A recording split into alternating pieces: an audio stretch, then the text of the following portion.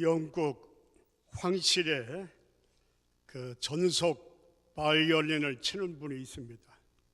이분은 명품을 가지고 연주합니다. 어느 날 연주하다가 실수로 값비싼 바이올린을 떨어뜨렸는데 마침 돌 모서리에 떨어져 깨지고 말았습니다. 값비싼 것, 구입하기도 힘든 것, 의심과 절망에 빠졌습니다. 그때 어느 날인가 소문을 듣고 바이올린을 고치겠다고 하는 사람이 찾아왔습니다. 그런 깨어진 망가진 바이올린을 심혈을 기울여서 고쳤습니다. 새 것으로 만들었습니다. 그리고 바이올린을 쳐보니까 이게 웬일입니까? 처음보다도 깨진 후에 고친 후에 더 청아하고 아름다운 소리가 들립니다. 왜 그럴까요? 고치겠다고 한 그 사람은 그 바이올린을 제작한 사람이었습니다. 삶의 환경의 밤을 만나서 우리의 삶이 깨지고 망가져 희망이 없게 보여도 여러분 낙심하지 말자고요. 절망하지 마십시오. 우리를 고치시고 새롭게 하시는 사랑의 하나님이 계시기 때문입니다. 사랑의 동산교회 나오시는 성도님들마다 혹시 어떤 면이든 깨지고 아픔이 있을지라도 하나님의 은혜와 축복으로 고쳐져 새로운 인생이 시작되어지기를 주의 이름으로 축복합니다. 오늘 본문의 말씀의 내용을 보면은 한밤중에 있었던 일인데, 그래서 밤중에 주께서 일하시는 밤 어떤 일이 있었을까? 성도님들께서는 강단의 말씀을 하나님의 음성으로 들으시고 성도님들의 삶의 새날, 새 역사가 새롭게 시작되기를 주님의 이름으로 축복합니다. 어떤 일이 있었을까요? 깊은 밤. 밤이라고 하는 의미는 고난, 걱정, 슬픔, 불행, 상처, 여러 가지 삶의 부정적인 것들을 의미합니다. 그러면 그것도 깊은 밤, 깊은 절망의 시간, 고통의 시간, 슬픔의 시간, 아픔의 시간, 어떤 일이 있었을까요? 하나는 우리 한번 같이 합니다. 예수님은 산에서 홀로 기도하셨습니다. 23절 말씀 보면 제자들을 다 건너편 가버나움에 보내시고 예수님은 홀로 산에서 기도하셨습니다. 보리떡 5개와 물고기 2마리로 5,000명을 먹이고 12광줄에 남는 기적을 행하니까 큰 무리 군중들이 예수님을 왕으로 삼으려고 합니다. 예수님께서는 그들을 다 보내셨습니다. 그리고 홀로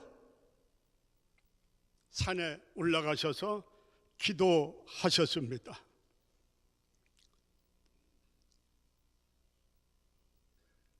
깊은 밤 예수님께서는 왜 기도하셨을까요? 한 3가지 이유가 있습니다. 예수님은 명예와 인기를 얻는 것보다 이 땅에 오신 사명을 위하여 기도가 필요하셨기 때문입니다. 사명을 위해서. 여러분, 기독교회사, 성경에 쓰여진 인물들 중에 공통점이 있다고 하면은 기도하는 사람입니다. 기도는 환경을 바꿉니다. 기도는 하나님의 도우심을 받습니다. 기도하면 협력자들을 하나님이 붙여주십니다. 예수님은 사명을 위해서 기도하셨습니다. 또 하나는 성부 하나님과의 영적인 교통을 통해서 제자들에게 기도와 기도의 생활에 본을 주기 위해서 깊은 밤 홀로 기도하셨습니다. 하나님과 교제, 지도자로서의 기도의 본, 팔로미 그저라 따라갑니다. 제자들에게 본을 보이기 위해서. 하나 더 예수님께서 기도하신 이유가 있는데, 세상에 빛으로 오신 예수님께서는 부활의 밝은 아침, 인류 구원의 광명한 새 아침을 바라보며 죄악의 밤을 밝히려고 기도하셨습니다. 여러분, 밤이 깊으면 깊을수록 기도하셔야 합니다. 밤은 기도하라고 하나님께서 주신 나에게 선물의 환경입니다. 그러므로 찬란한 태양빛이 비치는 새 아침과 환경을 소망하는 그리스도의 사람들은 어떠한 어려움의 환경의 밤을 만날지라도 기도하십시오. 성군 다윗을 보셔요. 시편 28편에 보니까 아주 절망의 밤을 만나 이렇게 표현합니다. 그는 절망의 밤을 만나 군사력으로, 지식으로, 인간적인 방법으로 그건 다 뒤로 하고 영적인 방법을 쓰는데, 깊은 밤 28편 1절에 보면 사망의 무덤 앞에서, 죽음의 환경에서, 2절 내가 주의 성소를 향하여 손을 들고 부르짖나이다. 6절 나의 간구하는 소리를 들으셨도다. 7절 나의 힘과 방패가 되시는 하나님의 도움을 얻었다고 찬양하고 있습니다. 그는 깊은 밤 절망의 환경에서 낙심하지 않고 도우시는 하나님을 향하여 부르짖어 기도했을 때 하나님께서 환경의 승리자가 되게 하셨습니다. 성군이 되게 했습니다. 메시아의 조상이 되게 했습니다. 여러분, 요즘 내 힘으로는 일어설 수 없는 절망의 환경에 계신 분이 있습니까? 아니면 나의 계획하고 소원하는 그 꿈을 이룰 수 없는 환경의 밤에 계신 분이 있습니까? 밤의 환경을 낮의 환경으로 바꾸어 주시는 사랑의 아버지 하나님께 기도하시기를 바랍니다. 바꾸어 주실 줄 믿습니다. 스코틀랜드의 복음 전도자 헨리 목사님은 그의 책에서 이렇게 말합니다. 세계에서 가장 위대한 것, 그런 제목의 글에서 성도님들이 참고할 수 있는 말을 줍니다. 여러분, 날마다 진심으로 10분씩 24시간 중에 날마다 예수 그리스도와 함께 10분씩 함께 지내면, 아니 10분이 많아, 단 2분만이라도 예수님과 함께 지내면 당신의 전 생애가 달라질 것입니다. 여러분, 단 2분만 하루의 일과 속에서 예수님과 단 2분만 함께 있어도 전 생애가 달라진다고 하면 밤의 환경을 맞아 문제의 해결자가 되시는 그분 앞에 무릎을 꿇고 부르짖어 그분을 신뢰하고 기도하면 하늘 문이 열려질 줄로 믿습니다. 문제는 해결될 줄로 믿습니다. 새 아침을 주실 줄 믿습니다. 한밤중 예수님은 산에서 홀로 기도하셨다. 두 번째, 예수님의 제자들은 바다 위에서 풍랑을 만나고 있습니다. 여러분, 저 이상합니다. 예수님을 따르라고 할 때 배와 그물과 직장과 가정과 식구와 세상적인 모든 걸 다 버리고 예수님을 따랐습니다. 그분의 가르침을 받습니다. 그분과 함께 오병이어의 기적을 함께 이루었습니다.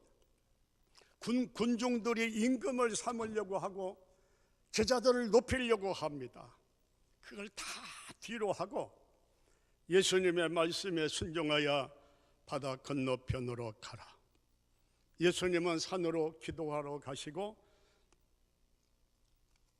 예수님의 말씀에 순종하여 가는, 다 버리고 그분만을 위해 사는 제자들이 타고 가는 배 위에 풍랑을 만났을까요?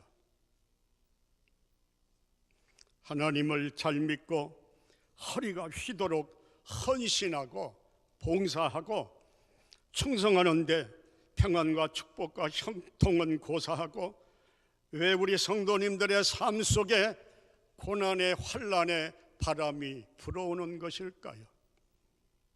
잘되던 사업이 안 되고 거래회사가 부도도 나고 빚도 지고 함께 사는 식구들이 병들어 눕기도 하고 사랑하는 사람이 갑자기 세상을 떠납니다. 예고 없는 환난이 찾아옵니다. 화목한 부부 관계가 깨어집니다. 마음과 열심을 다하여 하나님께 헌신하고 충성했는데 왜 이런 환난과 고난이 오는 것일까요? 성경에서 답을 찾기로 합니다. 천상회의가 열렸습니다. 하나님이 욥에 대하여 말씀하십니다. 욥을 사랑의 동산교회 욥을 자세히 살펴보았느냐? 그와 같이 정직하고 그와 같이 순결하고 하나님을 경외하며 악에서 떠난 자가 세상에는 없느니라. 천상회의에서 욥과 같이 잘 믿는 사람은 세상에 없대요. 그런데 왜 욥의 가정에 환난의 고통의 바람이 휘몰아쳐 왔을까요? 왜 부모님은 잘 믿는데 자녀가 죽어야 합니까? 왜 잘 나가던 사업이 망했습니까? 몸으로 헌신하고 봉사했는데 왜 몸에 병들었습니까? 왜 아름다운 관계가 깨졌을까요? 성경은 우리에게 이렇게 답을 해줍니다. 주께서 인생으로 고생하고 환난을 만나고 절망을 만나고 고통을 만나는 것은 하나님의 본심이 아니니라. 여러분, 고통의 시간은 나의 삶을, 영혼을 성결하게 만들고 순수하게 만들고 내가 연단한 후에는 정금같이 되어 나오리라. 하나님께서 고통이라고 하는 환경을 통해서 우리를 훈련을 시키고 강하게 하시고 새롭게 하시고 그리고 하나님의 거룩한 백성으로서 성결하게 하고자 하는 하나님의 뜻이 있는 줄로 믿습니다. 고난이 지난 후에는 나를 정금같이 귀하게 쓰시리라. 여러분, 예고 없는 환난과 고난의 바람이 휘몰아쳐 올 때 감사하시기를 바랍니다. 어떤 분이 평생을 같이 목회하다가 아내가 병들어 누웠습니다. 목사님은 간호하기 위해서 옆에서 정성을 다합니다. 사모님이 정색을 하며 말합니다. 목사님, 제 곁을 떠나셨으면 좋겠습니다. 저는 이 시간 조용히 예수님과 함께 있기를 원합니다. 너무 바쁘다 큰 교회 하다 보니까 예수님과 함께하고 내 영혼이 새로워지는 시간을 갖지를 못했대요. 그래서 목사님은 간호하는데 고맙다고 하기는커녕 떠나라고 그러니까 서운한 마음도 들었지만은 사모님의 깊은 영적인 마음, 이 고통을 통해서 내 영혼이 새로워지기를 원합니다. 예수님과 함께 있기를 원합니다. 살아계신 하나님은 우리를 사랑하십니다. 까닭에 고통이라고 하는 밤을 통해서 우리의 영혼을 새롭게 하고 또 우리의 신앙을 강하게 하고 힘있게 해서 하나님의 위대하시고 큰 뜻을 우리 성도들을 통해서 이루시는 줄 믿습니다. 낙심하지 마시자고요. 힘을 내시자고요. 하나 더 말씀드린다고 하면 한밤중 주님께서 일하시는 현장에는 어떤 일들이 있었을까요? 주께서 풍랑의 현장에 찾아오셨습니다. 밤 사경 2시부터 4시 깊은 밤입니다. 큰 풍랑으로 인하여 고통 중에 있습니다. 검은 물체가 풍랑 중에 가까이 옵니다. 유령이라고 소리 질렀습니다. 내니 두려워하지 말아라. 주시오던 오라 하옵소서. 오라. 베드로는 오라는 말씀에 의지하여 내려 물 위에 바다 위를 걸어갑니다. 예수님을 바라보고 걸어갈 때에는 불가능한 일이 가능했지만은 풍랑을 바라봅니다. 바람을 바라봅니다. 물결을 바라봅니다. 그걸 바라볼 때 빠져갑니다. 살려달라고 할 때 예수님께서 손을 내미시고 함께 배에 오르시니 바람이 잔잔하여 지더라. 우리 함께 합니다. 예수님께서 배에 오르시니 바람이 그치는지라. 여러분, 살 소망이 전혀 없는 밤 사경 깊은 밤 바다 가운데 폭풍 속의 제자들은 방법이 없잖아요. 그들의 노련한 경험도 그리고 뱃사람으로 평생을 보낸 그들의 기술로도 불가능하잖아요. 그 배에 풍랑 일고 답이 없는 그 가정에, 그 사업장에, 그 인생의 삶에 예수님이 찾아오시니 풍랑이 잔잔하여 지더라. 역사의 새 아침이 밝았습니다. 예수님께서 계신 곳 기적의 현장, 성경 어디든지 보셔요. 질병의 풍랑으로 고통을 겪고 있는 38년 된 베데스다 못 거기 예수님이 찾아오시니 그 사람은 새날 새 역사를 새롭게 맞이하게 됩니다. 12년 동안 내심과 인간의 방법으로 노력하고 사업하고 몸부림치고 문제의 고통에서 해결받으려고 했지만 안 됐잖아요. 거기에 예수님 찾아오시니 예수님 만나니 해결된 줄로 믿습니다.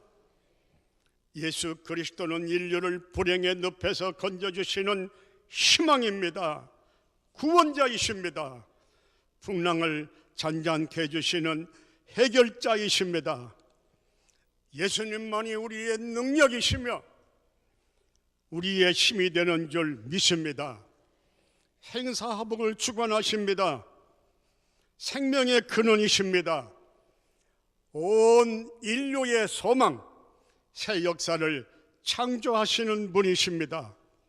여러분, 풍랑이 이는 인생의 항로에서 내 혼자의 힘만으로는 위험합니다.